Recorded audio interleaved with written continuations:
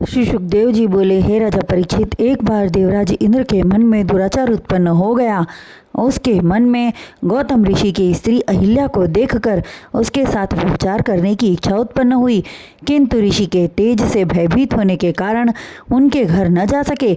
तब वे चंद्रमा के पास गए और अपने मन की बात उनसे बतलाई।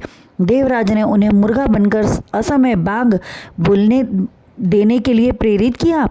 देवराज इंद्र का कथन स्वीकार कर चंद्रमा ने मुर्गे का रूप धारण कर अर्धरात्रि को बाघ देना आरंभ किया। मुर्गे की आवाज़ सुनकर गौतम ऋषि की निद्रा भंग हो गई और वे उठकर दैनिक क्रिया से निवृत्त होकर गंगा स्नान के लिए चल दिए।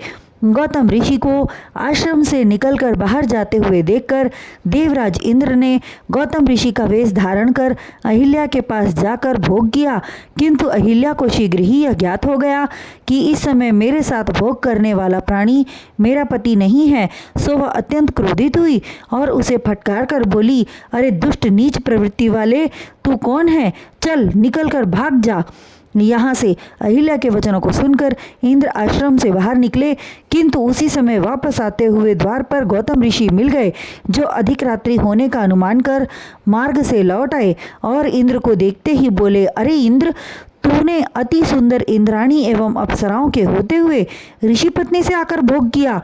तेरा यह अपराध अक्षम्य है, इसलिए हम तुझे शाप देते हैं कि जिस तरह तूने एक भग के लिए उचित अनुचित का विचार न किया और अपनी मर्यादा को त्याग कर भोग किया, अतः तेरे शरीर में 100 भग हो जाएं। तत्पश्चात उन्होंने अपनी मृगछाला खींचकर चंद्रमा को मारा, जिसने मुर्गा बनकर असमय बांग दिया। तभी से चंद्रमा के चेहरे पर दाग पड़ गया। इंद्र के शाप से दुखी होकर लज्जा के मारे देवराज इंद्र एक सरोवर पर जाकर कमल के नाल में छिप गए, जिससे इंद्रासन सूना हो गया।